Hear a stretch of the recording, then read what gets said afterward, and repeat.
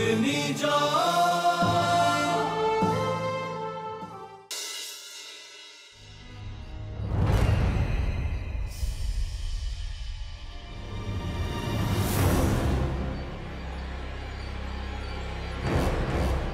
মার চোখ, আমার মায়ের চোখ ভালো করে দাও না গো।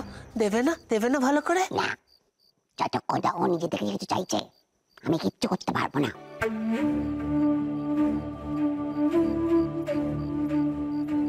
চা না রে মা, চা না, তোর চোখ দুটো চা, ওর কাছে চা না, চা। আমি যে সবার ভালো করে গো, নিজের ভালোর জন্য যে কিচ্ছু চাইতে নেই আমার।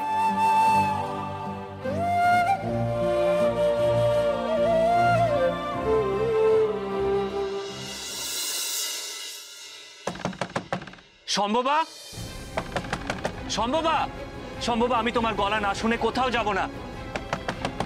সম্ভবা, সম্ভবা, তুমি ঠিক আছো তো? রাজন, রাজন, মহারানী সম্ভবা কেন বেঠিক থাকবেন? আর গুরুদেব কি ওনাকে খেয়ে ফেলবেন না?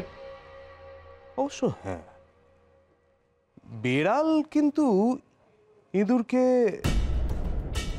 রাজার সঙ্গে মশকরা হচ্ছে, তোর আরখানা তুলবো।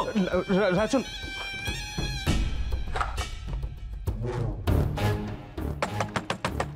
সম্ভবা, সাড়া দাও।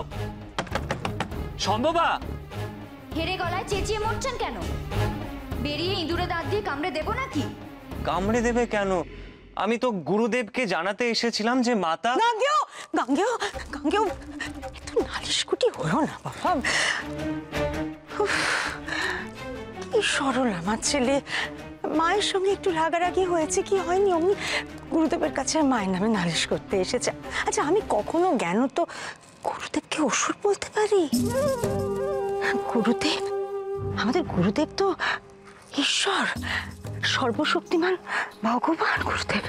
মানে আপনি তো জ্ঞানত অবস্থায় বললেন যে গুরুদেব আরে সর্বমঙ্গলার জাদুতে, ওই জাদুতেই তো মতিভ্রম ঘটেছিল। জাদুর ঘোর কাটতেই না আমি সত্যিটা বুঝতে পারলাম। চিন্তা করো, কি কি ভয়ঙ্কর সাংঘাতিক ওই সর্বমঙ্গলে আমাদের মা ছেলের মধ্যে বিবাদ ঘটিয়ে দিচ্ছিল। মাতা, মাতা, আপনি সত্যি বলছেন? আপনি গুরুদেবকে অপমান করার জন্য কথা বলেননি? সত্যি সত্যি সত্যি। শুনেও স্বস্তি পেলাম মাতা।